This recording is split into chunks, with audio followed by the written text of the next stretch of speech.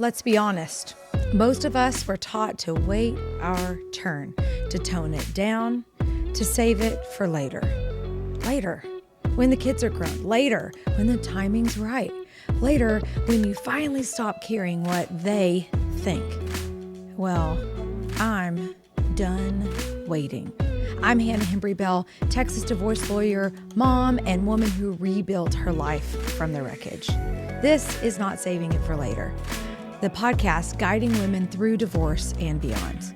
The place where we stop whispering about what's hard and start talking about what's real.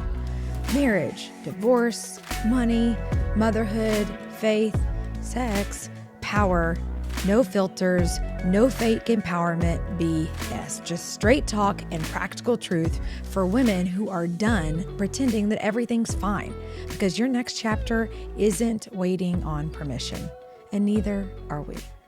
Hi, everyone. I am so excited for you to join in on this conversation with my special guest, Stephen Bradley, the tech cowboy, right? I mean, we've got the hat. I know we got the memo with our boots. We didn't even coordinate this. It's just our jam.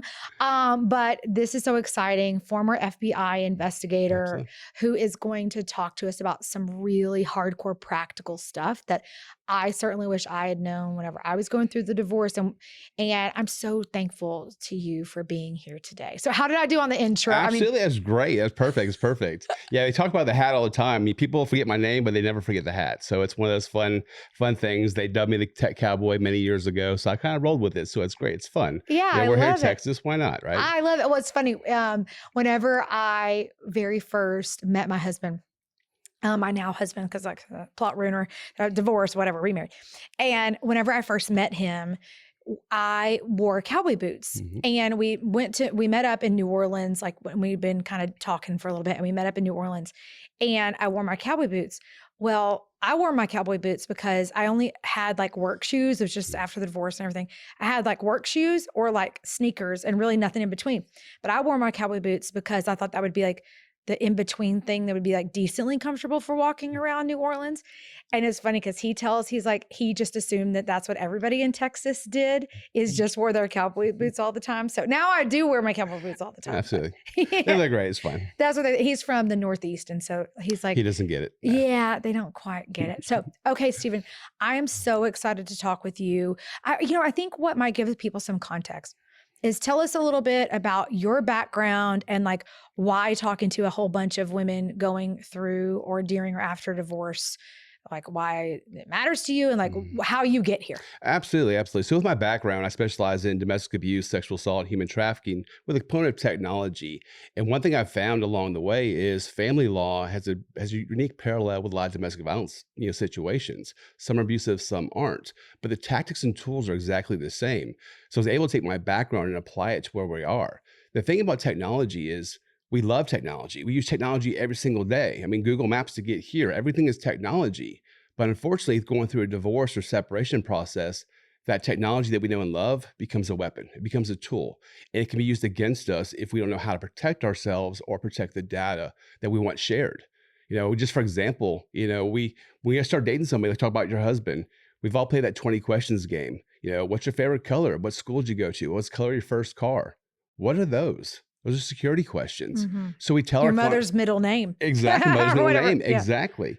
So we tell people to change their passwords, but we forget about the security questions. So one thing we often hear about in divorce type cases is, it's like a mental health crisis. Oh, she's crazy or he's crazy. And that's not necessarily true, because in a relationship, there's all kinds of personal information that you know about each other. So we get access to these accounts if we don't know how to protect ourselves in the proper way. So again, this technology we love becomes a tool, becomes weaponized against us. And so could you tell us a little bit about what you did, just for some context? Because like a real live FBI person, that's just kind of cool. Is it just like in the movies, like everywhere you go, you flash your badge and you come in with guns? Is that what happens? Not at all. I wish it was. That looks really cool on TV, but a lot of times it's just a lot of paperwork and a lot of investigations, a lot of tracking down the offenders and the bad guy situation, especially in cyber, especially in technology related crimes, because they can be anywhere in the world. They can be all over the world. So we think it's something that we know it's in our backyard, but unfortunately it's, so they're time consuming. So it's definitely not like Hollywood. I wish it was, but it definitely is not. Okay, well, we'll just pretend. For Well, those it of you is, who are yeah. just It's listening, much cooler that way. you can picture him with like his cowboy hat and like his badge and the That's whole right. thing. Okay, so you talked about this technology becoming a weapon, and I think there could be a tendency, whether it be to be like an ostrich and put our head in the sand, Mhm. or not wanting to be Chicken Little, like over drama / maybe some gaslighting and things going on, but there could be this tendency for us to minimize it or like not want to think about this issue. Why would you say it's really important to any woman listening to this that they hear us all the way through and consider the advice you have to give them? Absolutely. Well, the biggest thing is we don't know what we don't know. In just things like shared communications, you're living in a house together. You have shared access to the Amazon Alexa. You have shared access to everything. So by changing passwords, we have to remember about all of our accounts. OnStar in our vehicles today, if I can say, hey, where's my Tahoe at? And within 2 feet of accuracy tell you, but just by calling the company, we remember these are all shared accounts. So we have to kind of think of, make a checklist almost, if you will. What are all our digital accounts? What can be accessed by both parties? And then start separating those out. And that way it kind of keeps those things in check. I can't access to your bank anymore. People's already interested about money, and I get that. But there's other things that are just as important. Or we use the same email and same password for every one of our accounts. Everybody's guilty of that. Oh, I know. It's not just you. It's something that we use the same thing for the bank as we do the library. Well, in a offender world, the library has no security. The bank's got amazing security. But if I can hack or breach the library, I get access to your password through your bank account. Ugh. So use different accounts for different things. But first thing is to start separating out your accounts. Okay, yeah, cool. Because a couple things, like whenever we're getting divorced, right? You have to split up. I always tell people, like, you have to name it to tame it. So you have to figure out what there even is, and then how can we do something about it? And so it sounds like what you're talking about is, you normally think about money in the bank and kid stuff and who's going to get the couch and the house. But the passwords in the world we live in, any estate planning lawyer that worth their weight in salt is thinking about this right now. Same thing, right? As the technology has sped up and evolved, the law is, y'all, often very slow to keep up with it. But that's one of those things we need to be considering. I know for myself, one of the very first videos I ever made on the internet, and this was before people were putting videos on LinkedIn or anything, pre-pandemic, was called Lock It Down. And I'd had this realization that, hey, clients are going to share I was thinking about an iCloud password, or they have like a family account on some computer, or this family iCloud that all the devices are logged into, and then all their photos go to. I was thinking of the photos, and I was like, oh my God, if they don't get a duplicate of that, but maybe before they ever file or change the password or what have you, then this person, if they're malicious, could go in and move everything out of there, and you don't have any pictures of your baby from, the time they started.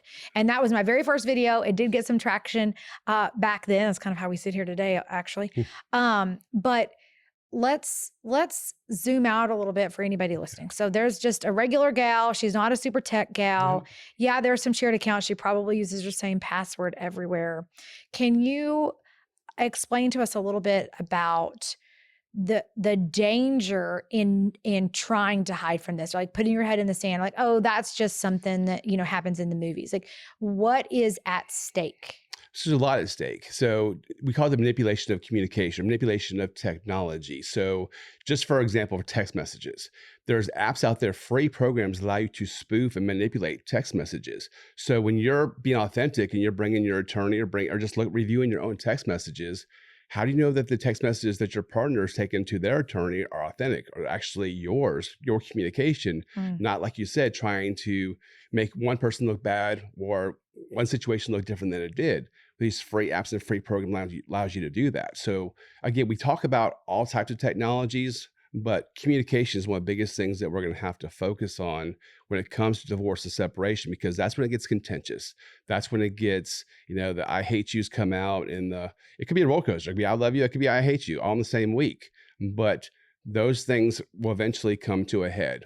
Communication is the biggest thing, whether it be emails or text messages or DMs or whatever type of message that is.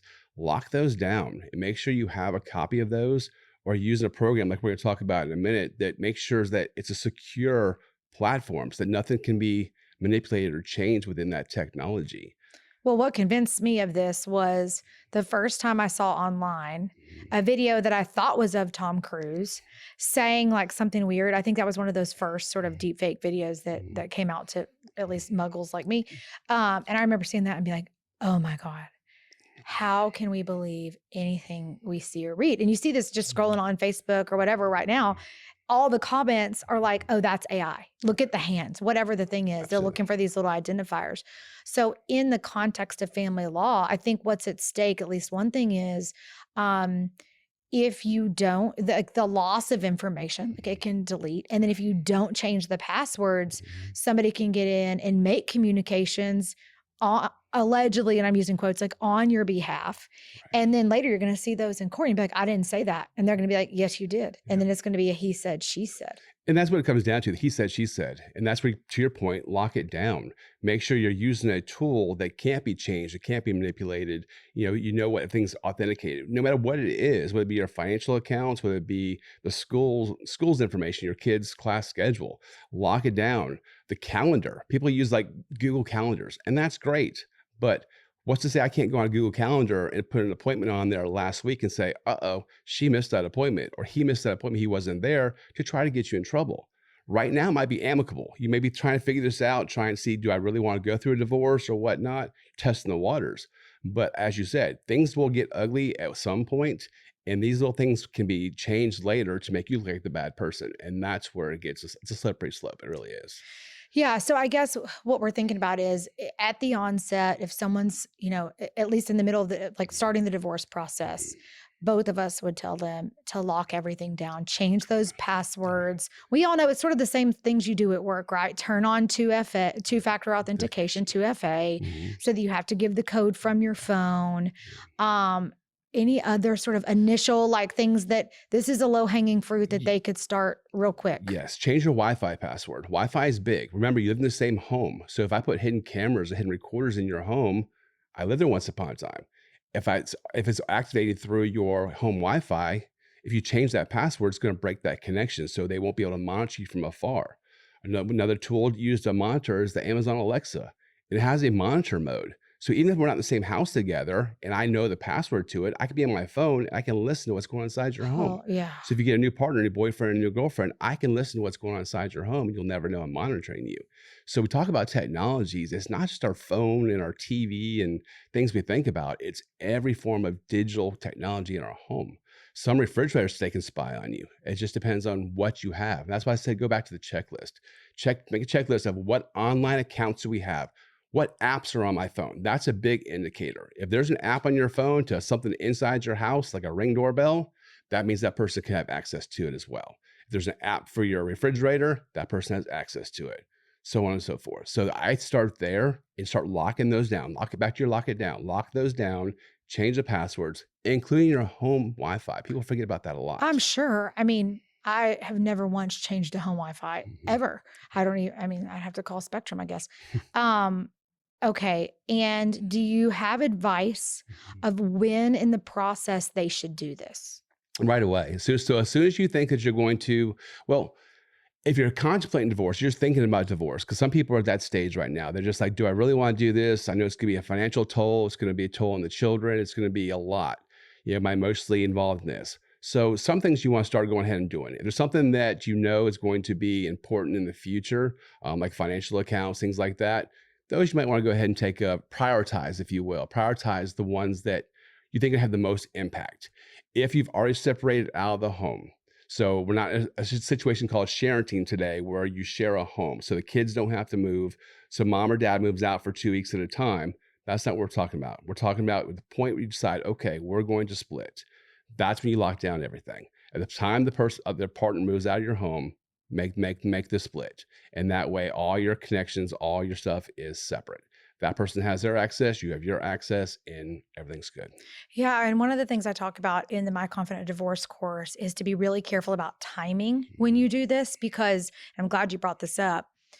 If you do it too soon with too much, you can tip the other party off and lose the benefit of cover of them not knowing while you figure out what you want to do, circle the wagons and figure that out. Because if all of a sudden your partner that you're still living with, you're thinking of divorcing them, but you haven't filed yet or they don't know, and you try to reset 17 different accounts and they get because they're probably going to get notices, they're going to know something's up. So I would think, and see if you think this is right, but I would think the way to do it is a real like trick, like a drip, drip, drip, inconsistently, not on the same day, one at a time over a period of time, starting with sort of the biggest hit. But I mean, like bank account, a lot of people, y'all, I don't know that you can much do that until it's about to be imminent, because they're going to get locked out of their bank account. They're going to freak out. And that's the whole thing. It's like home Wi-Fi. I come home from work, whatever, I can't get access to Wi-Fi. Yeah. It gives a red flag. Something's up here. So that's what you're exactly correct. A trickle effect. Prioritize the account. So like the home Wi-Fi, if he comes home from work and the Wi-Fi doesn't work, or she comes home from work and Wi-Fi doesn't work,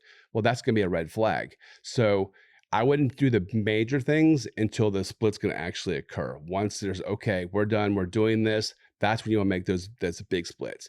The other stuff you can do gradual. They may not pay attention to the Ring doorbell. They may not have multi-factor authentication turned on to that. Or in the process, what you can do slowly, before you even know anything's up, start changing the email addresses on these accounts. And that way it can just do like one a day. Because again, the multi-factor authentication could come to your partner as well. So you just do it one a day. I don't know. Must have been a weird bug in there. I'm not sure. I'll look into it. Just it's oddities, technology, things happen. Yeah, work made me do it. Yeah. So again, just slowly roll. But like you said, if you change 5 accounts in one day, well, that's a red flag. So again, trickle effect. One thing I always tell clients and people in the circle community is be careful, because every action has an equal or greater reaction.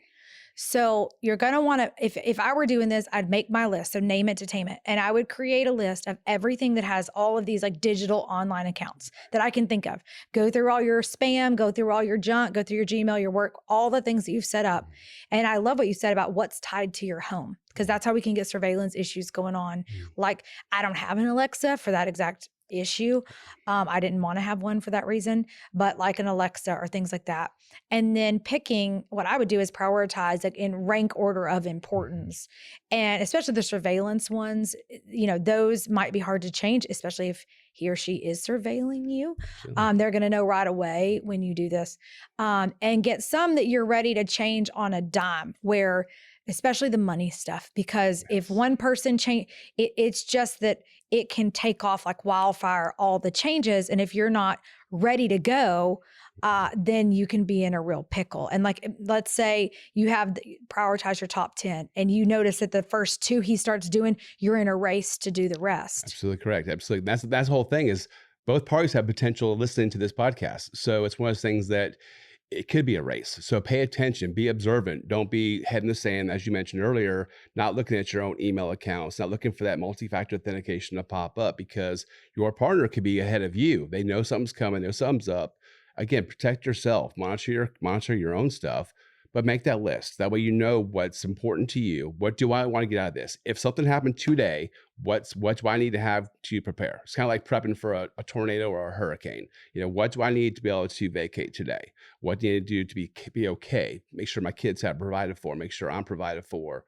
So that's kind of your list, and prioritize that. And that way, Amazon Alexa might be up top of your list, but food and water may be, a bank account may be. But again, as you said, you may have to beat or race your partner to that point. For me, it would be that priceless stuff, like your iCloud, if you have any kind of photo pictures. sharing. And what I would do to get around that, y'all, is go ahead now, if you haven't done this, no matter where you are in the process, and just duplicate that stuff into a Google Drive or some other kind of an online locker sort of a thing, so that even if all the password, you can do that without alerting I them. totally agree. You Right. could copy your whole iCloud photos, get those onto even a hard drive, or something like that. Okay. So this sort of stuff, Stephen, sounds like things that pretty much every single woman, whether it's a totally contentious situation or not, I always say hope is not a strategy. Absolutely. So we're not going to just hope that everything goes okay.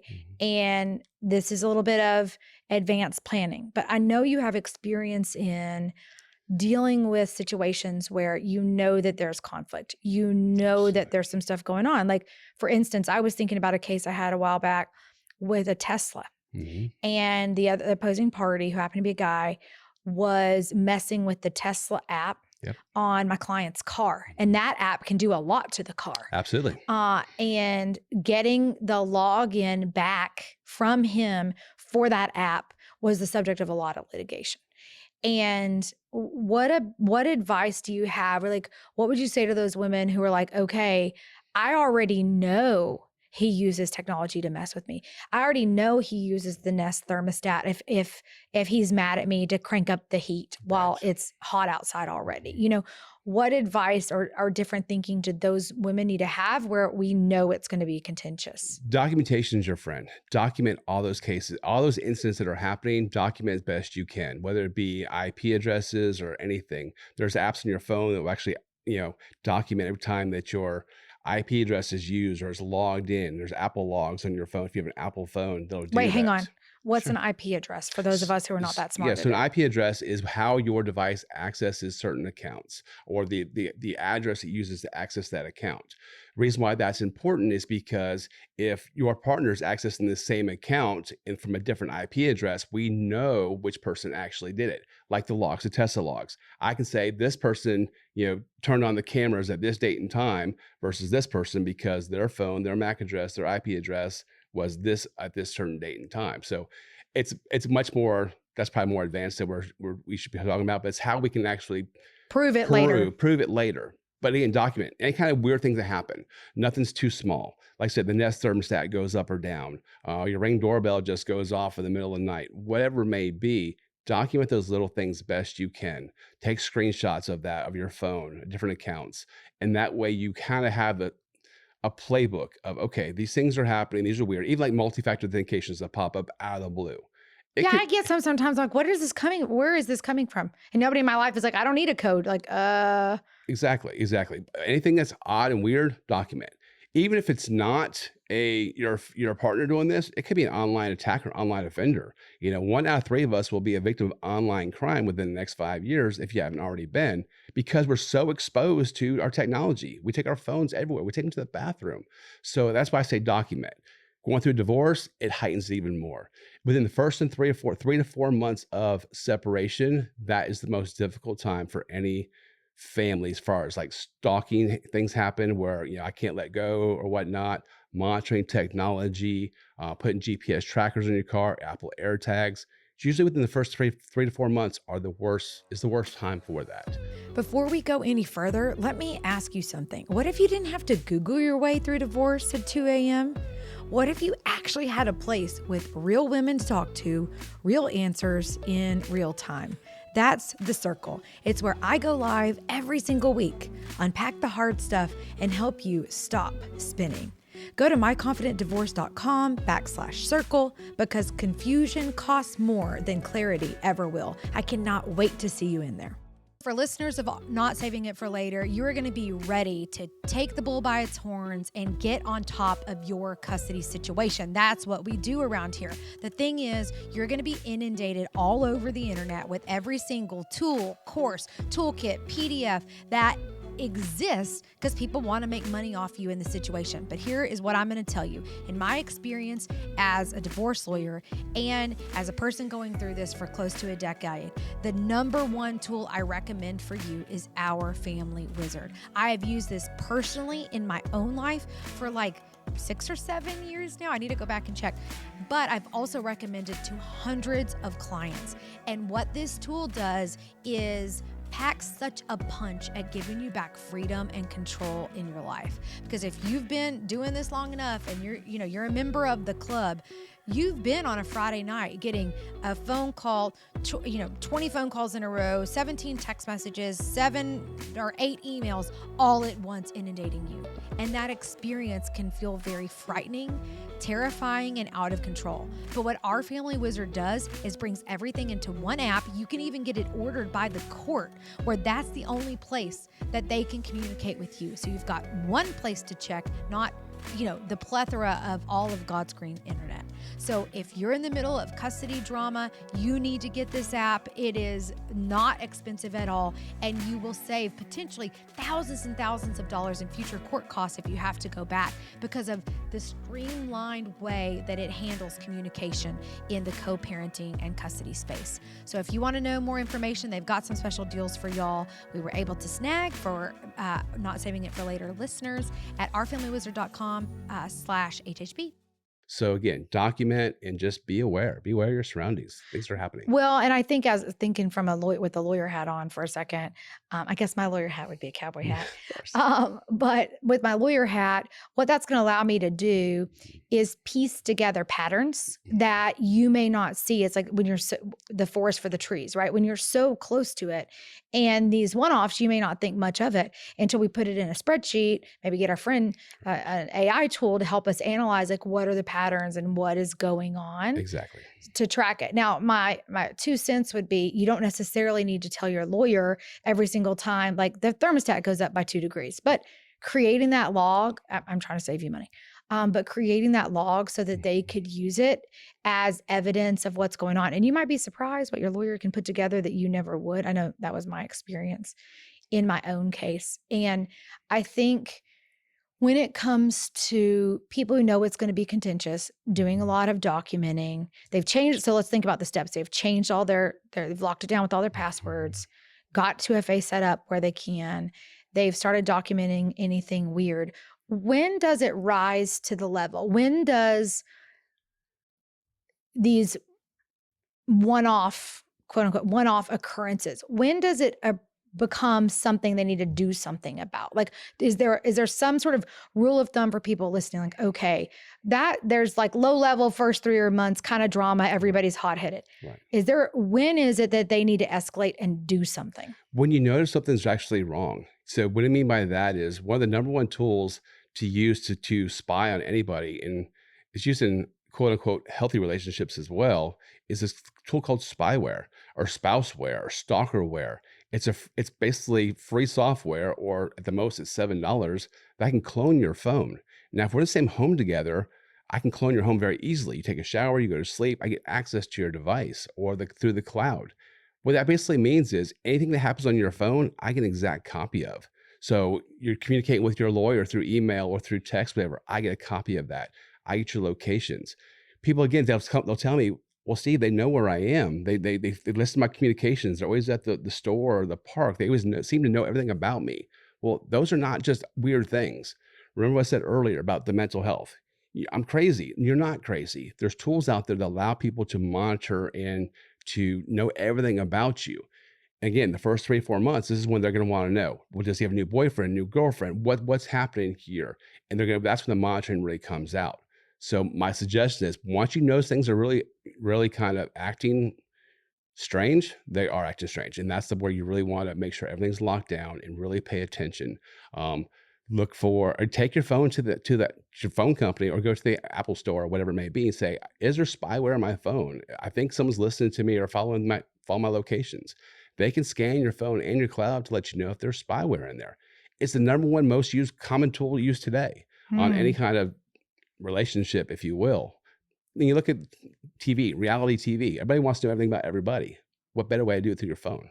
Yeah. So that's one of the big things out there. Well, that's what you've got in your pocket, your purse, in your hand. Everywhere. At all times. And I think that I'm thinking back years ago with some of the cases where, before this was as mainstream as it is now, and a few times where this guy just showed up where my client was, and she swore there was something to it. And back then people were a little bit more like eye roll. Okay, sure, it was just a coincidence. because just for what it's worth, everyone listening, do not go install those things on your partner's devices because you are probably committing state and federal crimes by doing so. It is against the law to intercept or monitor these communications and computers that were not meant for you. But that doesn't mean, look, laws and rules are for law and rule abiding people. That's what I tell clients all the time. You're not going to do it, listener, but somebody may be doing it to you. And so I think listen, in case you're talking to your lawyer or to a judge about this, they may still be pretty slow to believe you. Absolutely. Stephen and I, we believe you. Absolutely. If something in your gut tells you something's up and you don't have a history of like paranoia or dreaming up weird stuff, then there's probably something to that. I love what you said about just going to Apple and having them take a look. Now, it can get more sophisticated than just on your phone, right? And maybe we can talk about some of that with trackers and things like that in just a minute. I see you've That's got what we're talking about, trackers. People talk about things we don't think about. Like we think about AirTags and people track me, whatever. These right here are actually the number one tracker seen in family law today is AirPods, or wireless headphones that hook to my Find My feature. Again, it's things we don't think about. If you find an Apple AirTag in your purse, I'm tracking you. That's the whole purpose of that. But if you find my headphones, babe, I've been looking for my headphones.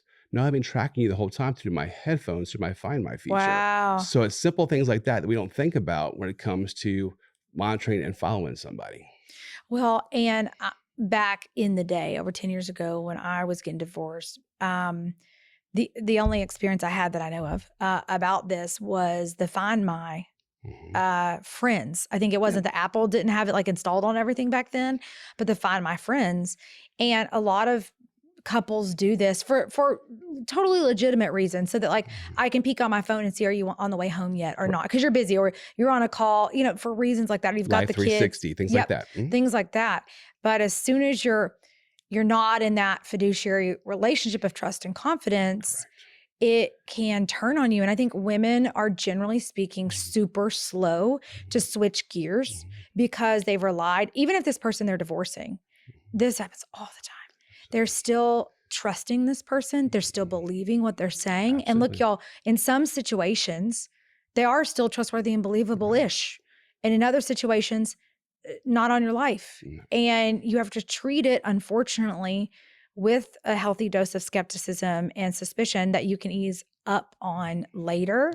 But for me, with the Find My friends, one day it occurred to me when I was at law school of like, oh, this is still on. And we were in the process of getting to, I'd said I wanted to leave. I think I was still living in the house at that time. I turned it off. And he called me within seconds. Like, oh, hey, are you on your way home? And I didn't realize he'd monitored this at all. I didn't ever look at it. Right. So unless there was some issue or something, it wasn't something I looked at all the time. And when I turned it off and he called me, I was like, oh my God, he's been viewing it all of the time, even though we're like breaking up. And so it put this bee in my bonnet the whole time. Absolutely. And that's the whole thing through divorce separation.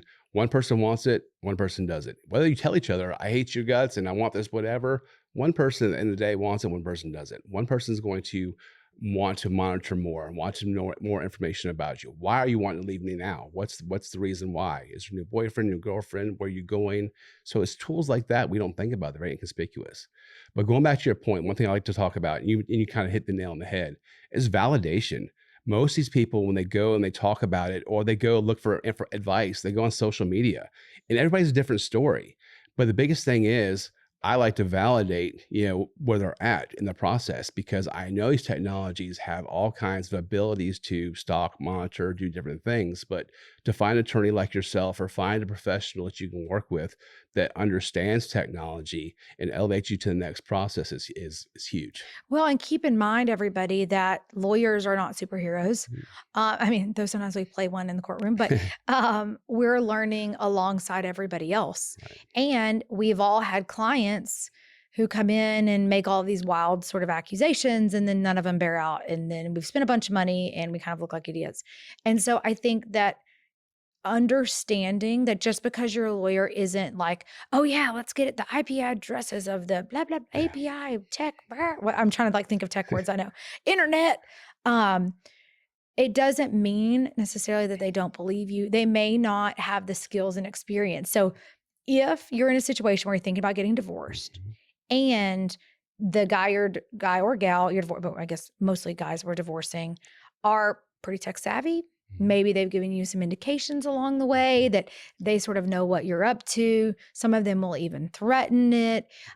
If they're the sort of person who like renames everything in Find My, so everything has a special name and whatever. I've known this one couple where this guy did that. Like, how do you even do that? And that guy's very aware. So if that's your situation, I think you're going to need to go ahead and when you're interviewing lawyers, explain that up front and see how up and up are they on this technology and what's happening and how it's ever changing. Because as lawyers, we're in a real tough spot where we're considering all this evidence and things our clients give us. Yeah. And it's like, how do I know that this is real? We're also in this seat of like, are you gaslighting me? And that's the whole thing. You went to law school. You didn't go to technology school. So sometimes you have to work with an expert like myself in order to put those pieces together to see that. But even going back to your point about your offender may be, or your partner may be a tech savvy person, unfortunately, there's so many videos on YouTube today and social media that empowers these people, these keyboard warriors, on how to, use these tools and how to do X, Y, and Z. One of my favorite places to go for content for like presentations is Reddit. Reddit, if you're not familiar, is where it's news groups where people talk about different things. Just go and then talk about divorce, put in divorce or put in stalking, and you'll see people talking about these tools. Hey, you can use this. So you may not have to be tech savvy in order to do this. And that's why I always go back to, if you think something's weird, something's probably weird. You have that radar up and say, hey, what's actually happening here, and document those. Okay. So what we're watching out for oddities, right? These sort of one-off things that happen. What about, having the sense that somebody keeps showing up where we're going or whatever? I know clients have asked this in the past about having, like, we've all seen it on spy shows, like on Born Identity or something, where they put something on your car that can says where you're going. Obviously, there's air tags and things like that. How would somebody know that someone's tracking their car? And then what do they do about that? Well, usually they'll tell them, or again, those oddities will pop up where, why were you at why were you at Target today? Why were you at Walmart? Why were you here? They'll just ask questions in general conversation. Like, well, I didn't tell you I was there. So how'd you know I was there? So, and there are some apps on your phone, and I tell people, in fact, I use it in my everyday practice for consulting, is they sell these little handheld gadgets on Amazon or eBay that you can go purchase for like $50. It actually is a detector for, any type of electronic device like Wi-Fi or a GPS tracker. If you think something's happening, you can go scan your car. It's a $40, $50 investment, but you can always use something like that to say, hey, is there some frequency that here is not supposed to be here? And so they are a useful tool. I mean, there's some better ones out there, but the typical $40, $50 one is going to be just okay for what you need for something like that. But going back to your point, again, you're going to start noticing things in conversations about, you said this, or you did that, or you went there. Part of these spyware programs, probably these apps, they activate your microphone remotely. So I can listen to your whole conversation. Turn on your camera. A couple of years ago, Apple started putting these little colored dots in the top right-hand corner of our screen, but they did a horrible job telling us what they were for. I wondered that. Yeah, but the green dot is your camera and the orange dot is your microphone. So if I'm sitting here and I take my phone, see what time it is, and my orange dot's on, my microphone's on, and somebody's listening to us, or my camera's on. And that's what these things do, and they remotely activate and access. So again, if they say, so a conversation you had, repeated conversation, they know a location, those are indicators that something's occurring. Okay. Is there anything that people who are not yet in the throes of this, who are not yet embroiled in all of this drama, maybe they're in a decent marriage, maybe there's like some little inkling that they're thinking maybe, and they want to get prepared and they're sort of eager beaver sorts. Would you have any generalized tips for women setting up their lives and their tech and with partners and whatever, maybe as they restart again? What are some general rules you would give them about how to do that so they don't end up back in this situation? Absolutely. So one of the biggest ones I always talk about that people never forget about, or never think about rather, is an antivirus, anti-malware program for your cell phone. We do it for our computers, but why not our phones? Phones actually went away in 2007 when the very first iPhone came out. These devices we call phones are supercomputers that make phone calls, but we don't protect and lock them down. By having this antivirus, anti-malware program installed on our phone, and there's some free ones in the App Store. The paid ones are better. And you may have one that came with your internet provider from home, but it's going to prevent me from remotely installing a program to your device through like a clickbait email, phishing type email or text message. That's just every day. Whether you're going through divorce or not, just protect yourself every day. We all get these strange text messages. Hey, is this so and so, or did I meet you last week? Whatever. And it's just a I got one the other day. It was like, could you pick up the horse? exactly, and just don't ever answer, don't respond to those. Those are people just looking for a way to get access to you. But a good antivirus, anti-malware on your cell phone is going to be a good first move. The second one is a VPN, a virtual private network. If you're only using your mobile data, your mobile hotspot, for the most part, you're okay. But if you go to Starbucks or McDonald's or anywhere with public Wi-Fi and you're on public Wi-Fi and I'm on public Wi-Fi, I can see everything that you're doing. Think about every time you go to Starbucks, there's always the person sitting in the corner like working on a computer. It's not their office, but they're always there. It's called a man-in-the-middle attack because every Starbucks Wi-Fi across the country has the same exact Wi-Fi information. When you get 10 feet from the front door, it automatically logs you in if you've ever logged into a Starbucks. And while you're in there, he's actually the Starbucks Wi-Fi. He's sucking all your information, all your data out of your devices. So that's why it's important to have a VPN on your phone. Again, there's some free ones. I do not recommend free apps in general, but free Wi-Fi or free VPNs or free antiviruses, definitely not. But VPNs are very inexpensive. Mine costs like $2 a month for 15 devices. Oh. So it's not very expensive. But that protects your online connectivity, no matter where you are. If you're at a hotel, again, Starbucks, McDonald's, any kind of public Wi-Fi, I can't see what you're doing.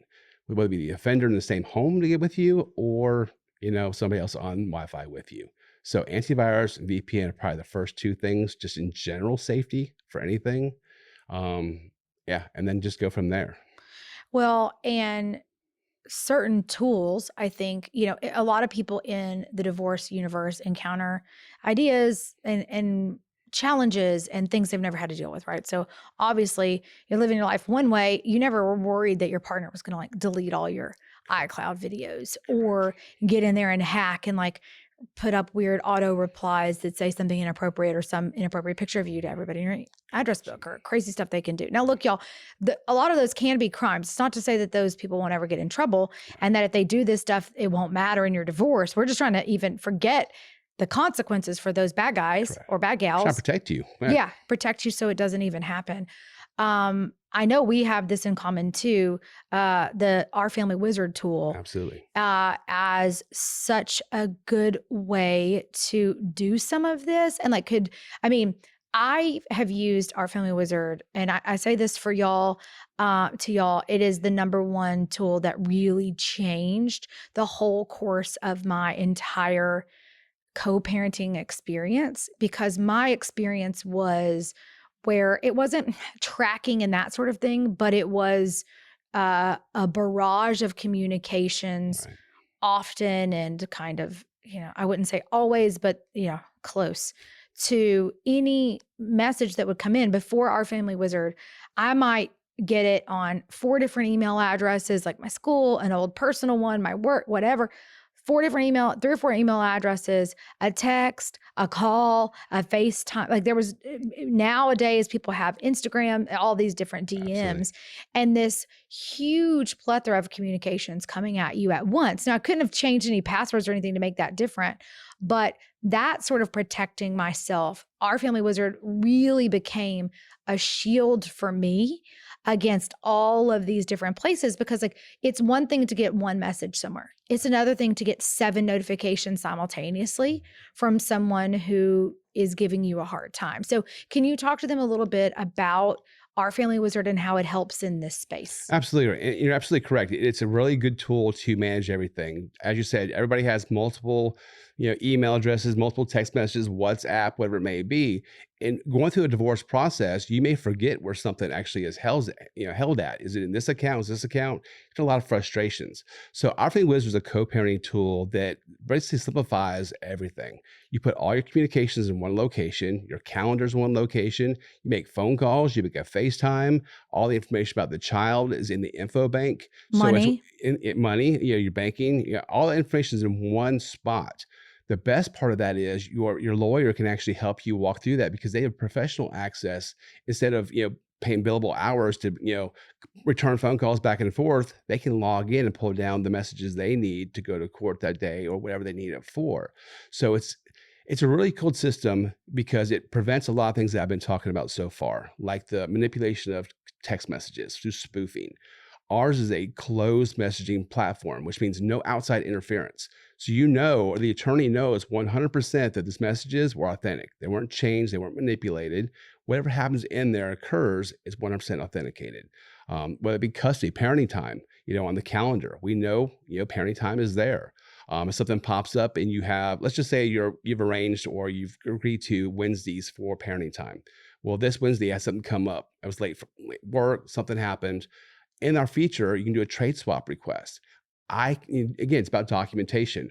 I can't be there on Wednesday. Can I do it on Thursday instead? Then your co-parent actually agrees or disagrees with that, but it shows you're working together and it documents the whole process. Or not, exactly. Another really cool feature about that is, again, things are taken out of context all the time. Maybe passive aggressive or whatever it be, just communication. We have what's called a tone meter AI. Yeah. So if you say something that sounds perfectly okay to you, it's going to flag and say, hey, that might be a little aggressive. That's humiliating. It's going to give you a suggestion. This may sound better. You can still send whatever you want to send. It's just a suggestion, but it kind of prompts you into healthy communication. We say all the time, we're for the kids, not the conflict. We want to make sure this goes, as smoothly as possible, through the whole process and having everything documented.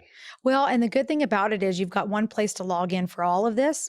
And so you have to protect that one account instead of all 75 other ones. And I think a lot of people, I wanted us to spend a lot of time talking about that because a lot of people don't even know that this is a thing.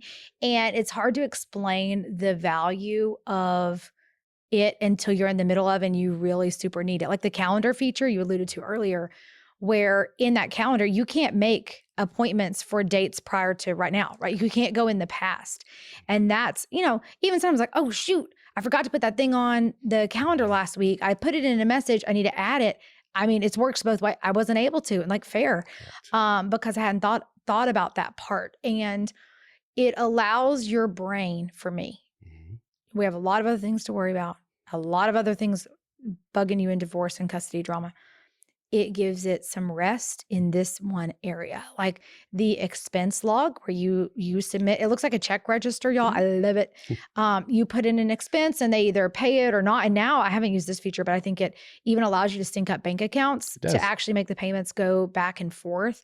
And even if y'all don't have a high conflict situation and you're not worried about all this stalking and all that other stuff, its info bank is awesome because just for regular families, regular folks, like kids' medications, doctors, dentists, like pant size, shirt size, shoe size, stuff like that. Yes. Yeah. So I know in my the custody part of my life, the experts can also get logged in. So if you have a guardian ad litem or whatever they're called in your state, they can get professional access. And it was really important in my custody situation as these messages were coming in, then the expert working on the case got a notice and could review them in real time. They could also experience what it was like for all those notifications to come through and see what that felt like. And because they're getting the same thing. So I find it super handy. I think a lot of people wait pretty late in the process to get this going. I know for me, it was a big reason why I filed a custody modification because my kids didn't live with me primarily at first when I got divorced. And what happened was if I didn't answer the call exactly when they called, like even it wasn't a set time or anything, then I wouldn't hear from them for like 2 days versus it's calendared and I call it Wizard. It's calendared in a Wizard. I always envision there's like an actual wizard with like a very Harry Potter theme, very on brand for me.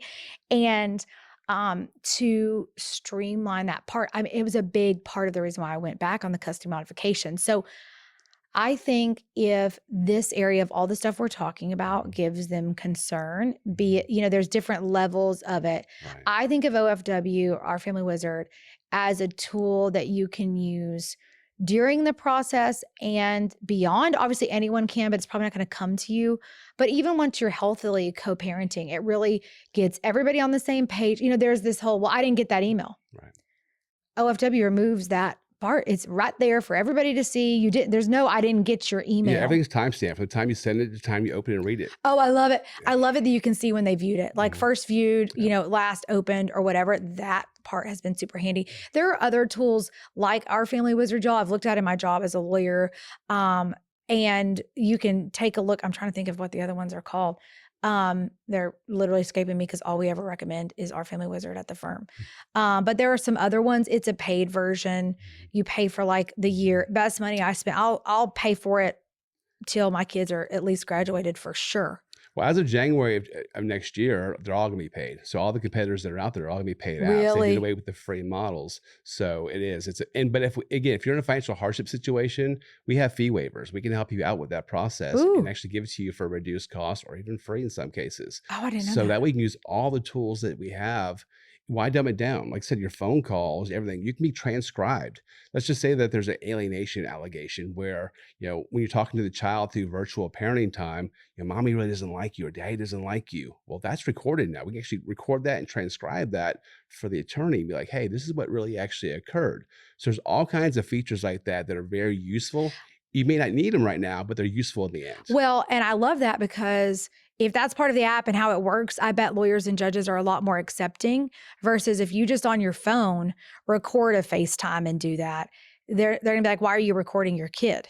But within the app, within the wizard, I imagine, I don't know, do you have that experience or a lot more accepting of it in that situation? They are because it's a proven tool through the courts that they know it's 100% authenticated. We don't have to sell the judge on the fact that this is a real video.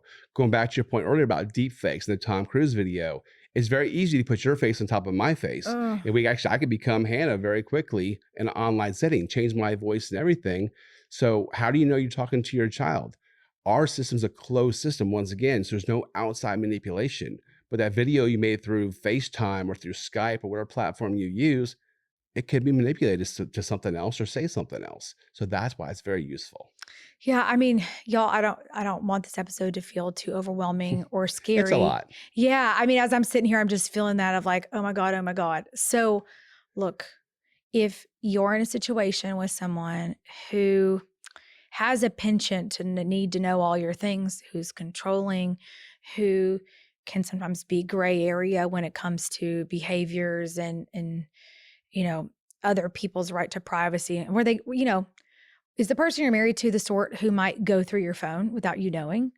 Then they might be the sort of person who's gonna take steps to continue to know, because that pulling back of control, when you remove their ability to control you, when you call your power back, the people who benefited from you deferring your power and handing your power off to them there will be a clawing and a gnashing of teeth, and they will freak out. And a lot of times that person can't even help themselves from doing the freak out. And so I guess I would say, those of us who you're not in the middle of a crazy situation, you don't want to roll your eyes and be like, this is not for me. You still want to make sure, probably the best advice is don't create these joint account situations going forward. Right. Just because you're in a dating relationship does not mean you need to share a Spotify login or whatever, Nest login, whatever. Get your own. See if there's a way to both of you get access to the accounts with different logins. I mean, that's just good sense. But for those of you who know when we're talking, like something in your heart says, this sounds like something that would be in my life, something that would be happening or could happen to you, that's a good reason for you to stop. And I would guess, like, at minimum, reach out to your lawyer and explain to them your feelings. Hopefully you've vetted someone who will hear you out and not just roll their eyes like you're being crazy, and listen to you about what's going on so you could get help and support. And Stephen, can they follow you any place in particular? Absolutely. Find me on LinkedIn. Anywhere you want to find me. That's typically the only social media I use. I'm not a big fan of social media in general, but you can always find me on LinkedIn or through Our Family Wizard. Our Family Wizard is a great, wonderful tool. Again, we're here for them through the whole process. And again, as soon as you think we have healthy families use Our Family Wizard every day. It's a great tool to organize your lives, know what the kids are doing, doctor's appointments, things like that. Again, the info bank, you have all the information in one place. So no matter where you are in the process, look at the tool. Look at the tool, see if it's right for you. If you think something's happening, it may be. And again, I know back to your point, this is a lot of information. It can be scary to some aspects, but for those of you that are going through a situation that it is contentious or you think something's are happening, just know that we see you. We know that it's happening. You're not crazy. These things do occur quite often. And find yourself that professional like yourself or myself that can actually walk you through that process and get you the information you need or the direction you need. Yeah, and one little bit at a time. Rome wasn't built in a day. You didn't create this like enmeshed technological world in a day. And we're not going to go do everything right now because you're stressed out and want to like, out damn spot for that for yourself. So let's remember to do one little bit at a time. You gotta do one step at a time before you just try to like awash all of your internet and then tip them off, and then you're in a whole different world of problems. Okay, Stephen. So we have a few questions Sure. that we ask every guest. I'm very curious about your answers. The first one is the name of the show is Not Saving It for Later. Everybody listening in common has this idea, right? That we're just not waiting to live our real lives. And what I found is that little title is evocative and brings out a thought in someone. When you heard the title or as you sat down, anything come up for you? Is there anything you save for later? Well, that's just the thing. Tomorrow's never promised. Something that I could walk out of here and get hit by a bus. Nothing's ever promised. So I always try to say, don't wait, don't sit on it. If it's something, if you want to try something new. Try something that's different for you. Just live your life. I mean, we always try to live through somebody else's lens or somebody else's, thoughts, what they're gonna think about it, whatever. Something makes you happy, then do it. That's what I've learned through my experiences, through my divorce, things like that is, you just have to take chances and just try. Yeah. Well, it's interesting. The guests that we've had so far this season have been sort of split, like convicted about some of the things that they say for later. Mhm. Like mine always has to do, like it every morning, I think this thought about which spoon I'm going to use. It's so dumb. But I'm like, I literally have a dishwasher and have more spoons, but I am tempted to use the most plentiful spoons so that I can save the other ones for later, right? And then there's the other sorts that are like, I don't save anything for later. Later is a lie. That's Lily, one of our friends of the show, said. And I think that it's interesting that it's kind of split. Okay. Another one thing I've found in talking with people is that over a few days, a few weeks, a period of time, there is one main thought that's been circling in their mind, one dominant thing, maybe something they're worried about, something they're noodling on, something they're thinking about. Have you had a dominant thought here lately? Actually, I have, and it actually comes back to a lot of what I do and what we do, whatever, is building a network of professionals that actually understand technology. Because again, doing this for many years and having so many even clients on the side, expert clients, most people just don't understand what this actually entails when it comes to technology and divorce. We think divorce is simple. It's custody, it's banking, it's whatever. But in today's digital age, trying to find somebody that you can work with. So that's been big on my mind is actually putting together a network of professionals that actually understand technology can help walk you through the process. But that's something that's just I've been kind of beating around in my head trying to figure out how to come up with that and actually how to move forward on Well, that. fancy meeting you here. Exactly, How about exactly. that? Okay. Okay, the next one is what's shaken you? So, is there any sort of like book, movie, TV show, quote you saw on Instagram, anything like that that's kind of been stuck in your head lately? AI. AI is one of those things. Again, technology is a dual-edged sword. Technology is created for good, but can be used for bad things. AI scares me. I think AI is a wonderful tool. I love ChatGPT like everybody else does. I use it on a regular basis. But the future of AI is something that really kind of rattles me. When the godfather of AI steps away after his Nobel speech and says, "Hey, I don't want nothing to do with AI because of the pitfalls that could happen without regulation." That's what scares me. That's what keeps me up at night is tomorrow. It's not today. Technology changes literally by the minute, and with AI, we don't know what By the tomorrow's gonna bring. nanosecond. Exactly. So that's my biggest thing that I lose sleep over. Yeah, you want to get scared real fast. You can read or watch some of the futurist stuff about AI. I just don't and go on trying to do the best I can right now because it will get me. I could just sit in a corner and be like, yeah, oh my God. Okay, last question. If you could only give one piece of advice to the women of Divorceland who are before, during, and after divorce, what would that piece of advice be? It's gonna be okay. That's the biggest advice. It's gonna be okay. It's a scary situation going through it. We've both been there, but it's going to be okay.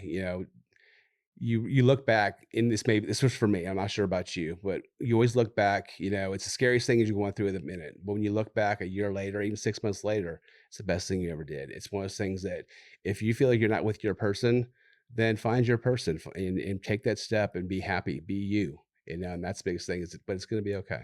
Yeah, when you're in the middle of it, you really do cling to that, and especially people who've already gone through this. And when they tell you that, like, your kids are going to be okay.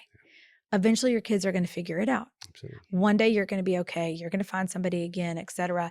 That advice, I know that at different points, sometimes that's all I had to cling on to is like belief from those people who'd been through it that was true.